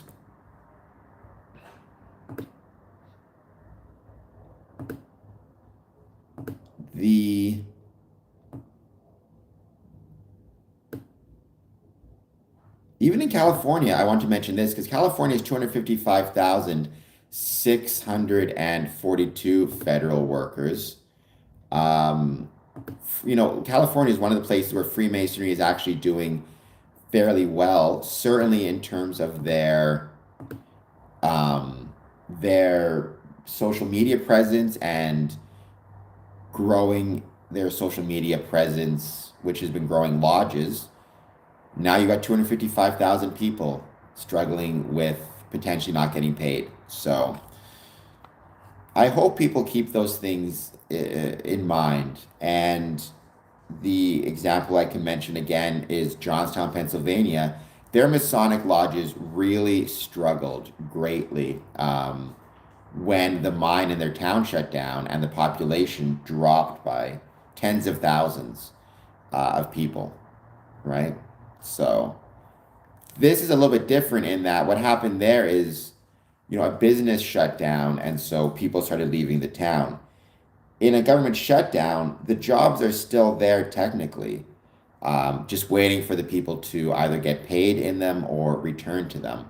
So you're not going to see people necessarily moving away from the towns because they need to stay for when the job returns, but rather people cutting back on additional expenses, unnecessary expenses or cutting back on or finding additional work, which again deals with their ability to show up to lodge, or relying on the lodge to provide benevolence to cover the costs, um, for charitable efforts, whether it be housing costs, Masonic costs, or a combination.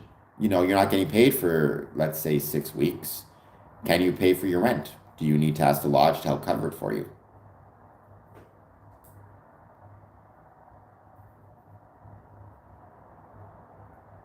But the unemployment, right? They may not be getting paid by that if the unemployment if it's a federal program, right? You need to keep that in mind as well. They might not have the funds at the moment. I think this is just a guess. I think the shutdown will last a month, is my guess. Um, so we'll see.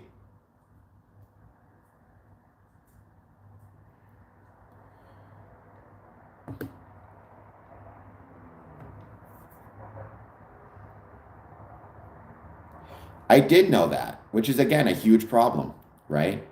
Because if you're a gig employee, let's say you get injured, you can't work, you don't have your safety net like you would otherwise. How do we as Freemasons, no, to what extent does that affect any Freemasons or gig workers? Again, do they need to rely upon benevolent? Is there safety net the Masonic Lodge? And don't get me wrong, there's nothing wrong with Freemasonry acting as a social safety net. I think that's actually a really good thing um, for our Masonic brethren to know that if you do not have any other social safety net, if you don't have unemployment, if you don't have health care, you have at least some assistance available through your Masonic lodges. I think that's an incredibly good thing.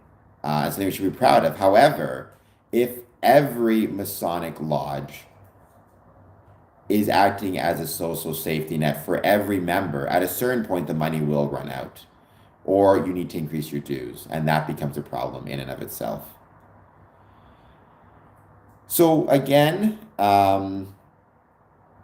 Slick Rick, I'm very sorry, are incorrect. I also would say I'm not a fan or comfortable with you using the term false gods because I think that's very derisive of, you're still welcome. I'm not saying you're a bad dude. I'm just saying I think it's very derisive of people's beliefs. If you are a Muslim or Christian or Jewish or Hindu, I would never say that you worship a quote unquote false god. Rather, I would say that you have your beliefs developed perhaps through family ties, perhaps through culture, perhaps through personal choice. And in any event, you are welcome to those beliefs. And it's not my place, nor anyone's place, to question the validity of them. That's true, Dad, but what if he has trouble paying what if 50% of your lodge has trouble covering their dues because of, let's say, a shutdown? At what point does it become too much for the lodge to bear? And at what point do they have to start making other decisions about how they can proceed?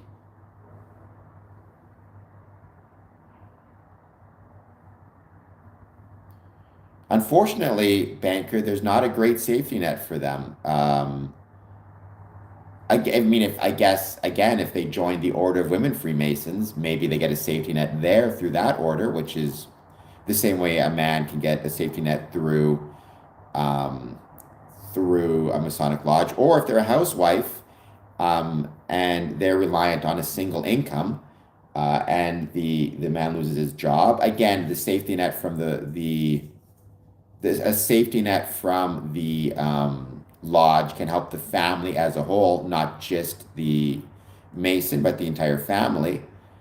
Um, but at a certain point, that safety net becomes emergency rooms, welfare, social services, and all of that stuff is very dangerous.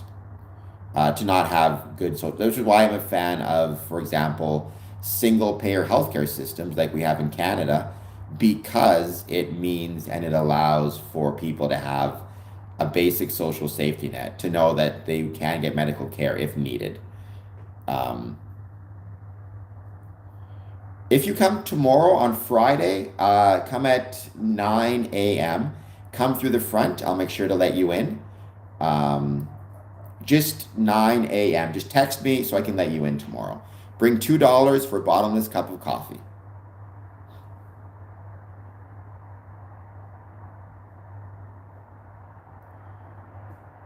I mean, I will always be honored if people pray for me. That's incredibly kind of them. But if they're praying for me to not be a Freemason, I believe they may be disappointed. But still, credit to them for thinking of me. All right, so 9 a.m., October 3rd.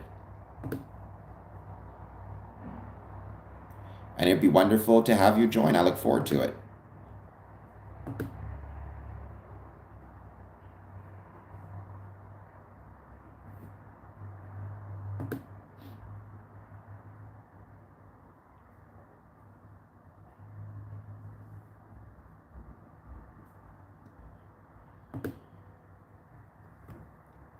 Oh, happy birthday. I gotta warn you, technically, if it is your birthday and you're a coffee club member, you need to bring donuts.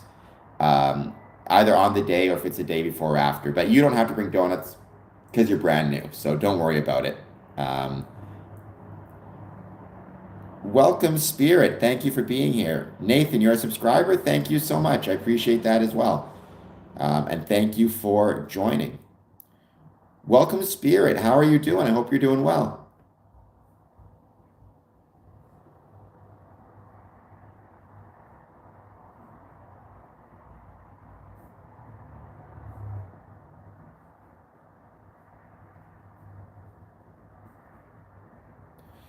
Perfect. Unions are another safety net. Dad is absolutely right. I will do another 24, October 21st. I don't know yet what it's going to be about. Honestly, Castro, I was thinking of doing a 24-hour stream on my personal channel, youtube.com/at Cameron Adamson, and doing a 24-hour horror movie marathon. Um, no, I would say, I mean, usually on average, it's about 10 to 15 people. So, as an average,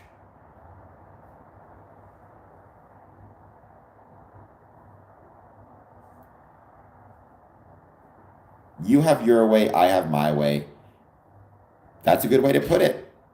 Sorry, Spirit, I think I missed something maybe that you said. I'm sorry if I did. Have you been seeing the thing with, I have not. What is the thing with UGLE? Um, there's always something.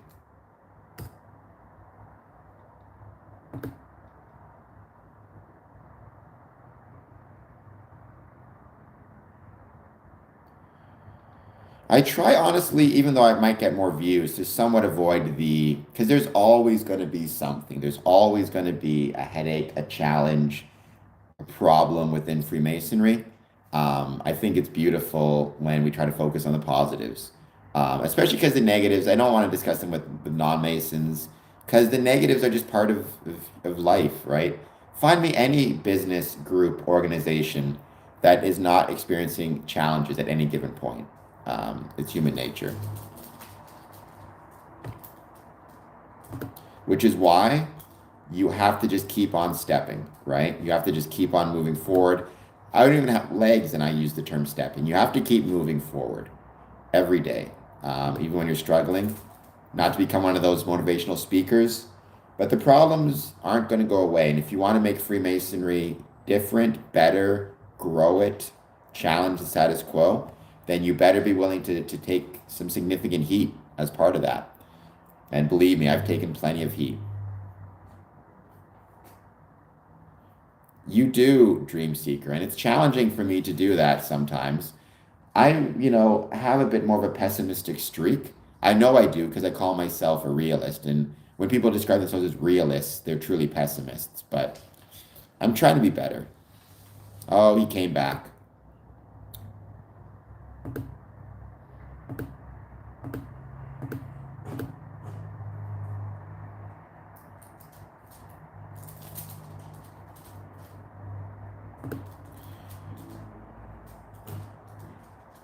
Oh, yes. See, I probably have, so I don't know about this smear. I probably have a little bit of a different take than a lot of people.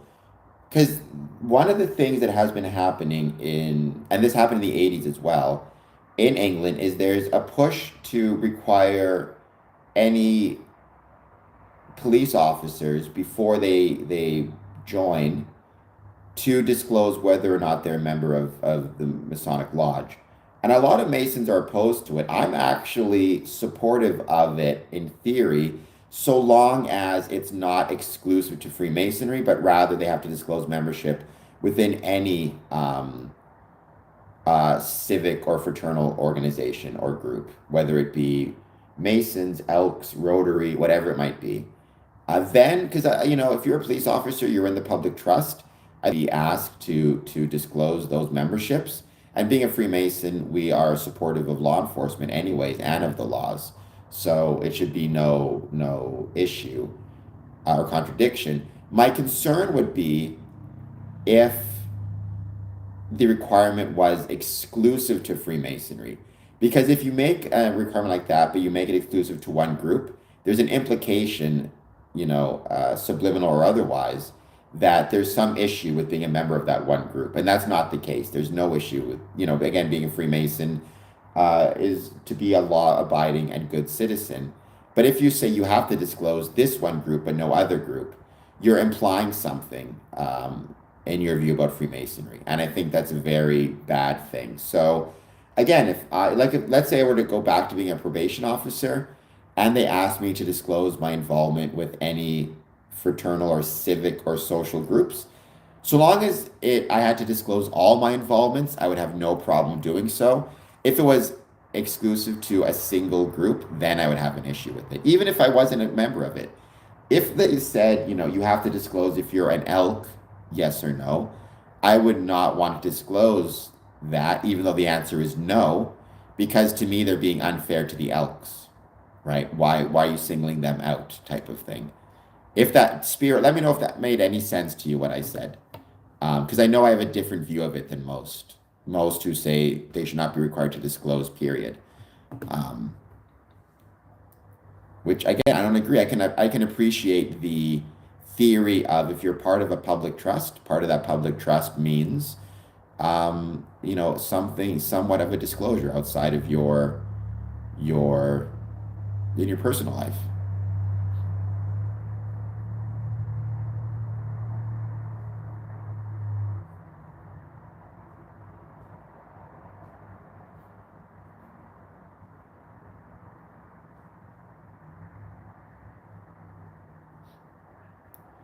I'm going to give it a bit more time. Let me know also what you thought of my explanation as to why I think the government shutdown will affect Freemasonry.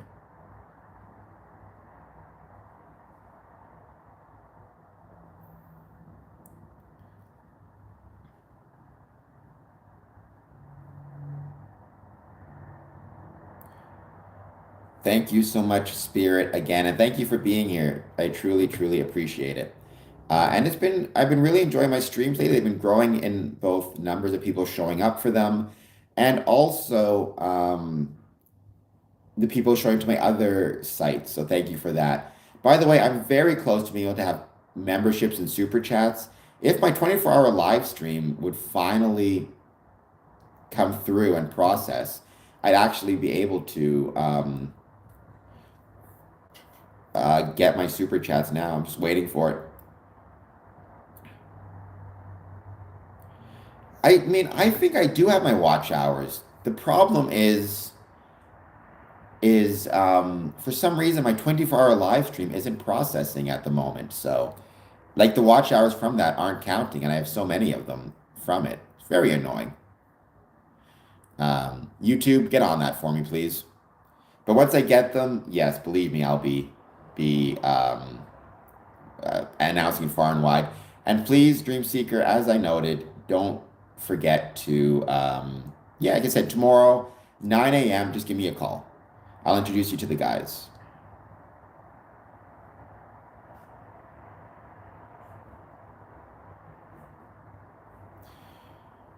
When it comes to civil servants and unions, I think I'm more on your side, Rondo. I know my dad would disagree. Now in fairness, I was a civil servant, and I was a member of a union. While I was a civil servant, obviously the union did protect us. However, I did have concerns because as a civil servant, I work for the people. I'm not sure how I feel about the ability to unionize in those cases when the boss is technically the taxpayer. So I tend to be more on your side on that one, even though that does make me something of a hypocrite, being a member of a union or having been a member of a union. Um, Disclose memberships again, so long as it's not a, so long as it's a universal thing and not singling out particular memberships. I think that's very dangerous because then you create implications as to some groups and not others, and that could even be described in some ways as an unfair, oh my gosh, even an unfair support for certain groups because if the government is saying you need to disclose if you're a member of the Freemasons but not a member of the Elks, well, is that providing material support to the Elks? Because basically, how many people are going to decide to join the latter and not the former? You know, it is on my bucket list too. Um, I get anxiety too sometimes, um, Dream Seeker. So you'll be okay though. I mean, some of the guys are annoying, but hey, I'm annoying too, and I still show up. So, uh, Nathan, I mean, I tend to be, and my dad and I used to debate about this. I tend to be somewhat um, suspicious of unions to a certain extent, but that's just my opinion. And certainly, as a Freemason, you would think I would be naturally more supportive of the idea of a union or any time people come together to support one another.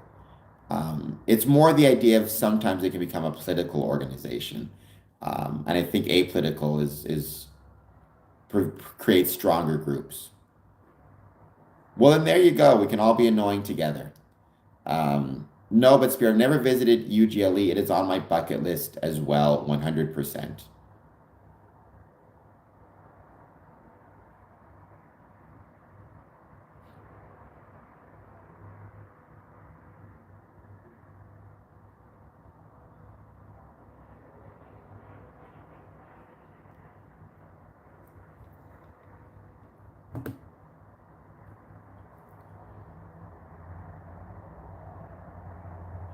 That is true, Nathan. That's a very valid point as well to keep in mind, right? Everything's kind of a balance between the two. Life is a balance, right? And if you are focused exclusive, on the problems, you forget about all of the protections for workers. I have no idea what that is. Just bring donuts. Don't bring a bucket full of whatever that is, because I the old guys will not understand what's happening, and then I'll have to hear about it.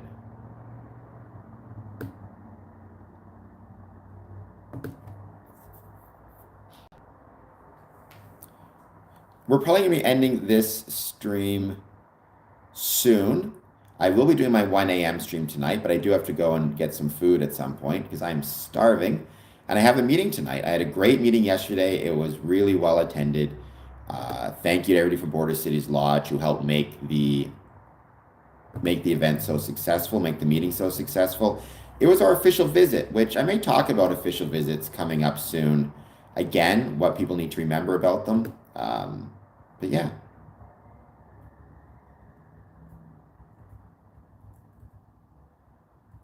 See, the processing on this 24-hour stream is still waiting to go. Okay, Adeline, I got your email. I saw it come through. You can expect an email from me shortly, hopefully today. And when you get it, click on the link. You'll become a member of the Patreon at the $3 gifted tier.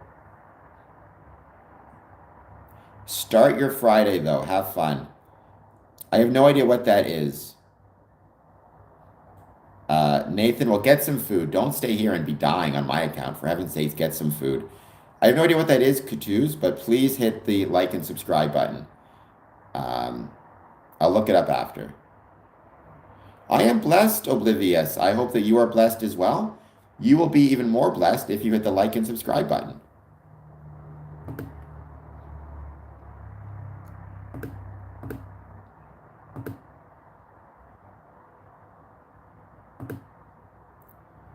Well, I can spell it because I'm reading it, but I don't know what it means.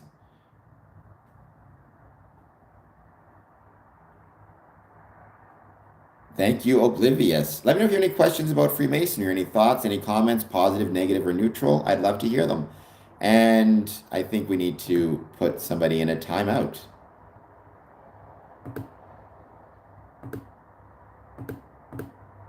And you should go see a doctor, Roo, R-O-O. You should go see a doctor. Oh, I love fried bananas. I love like fried plantains. Those are incredibly good. Fried bananas are great as well. Like they're sweet when you put brown sugar on them. So, so good.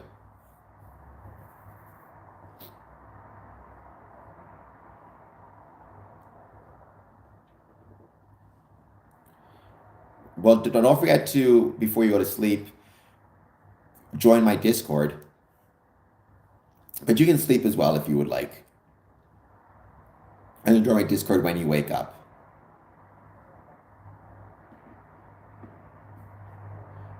But it sounds like your work is not going well. So, oh, I love those biscuits. Those are great. I like those quite a bit.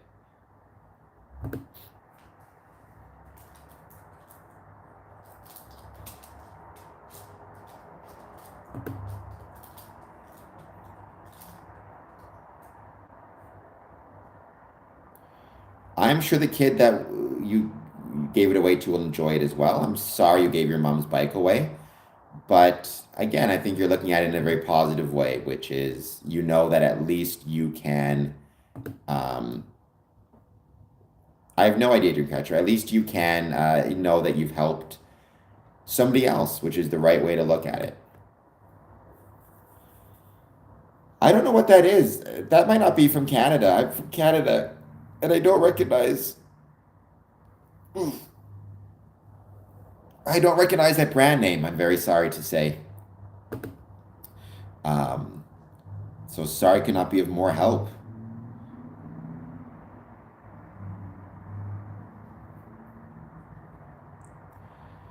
Let's give this another few minutes. Please take a moment to hit that like and subscribe button if you've not done so yet.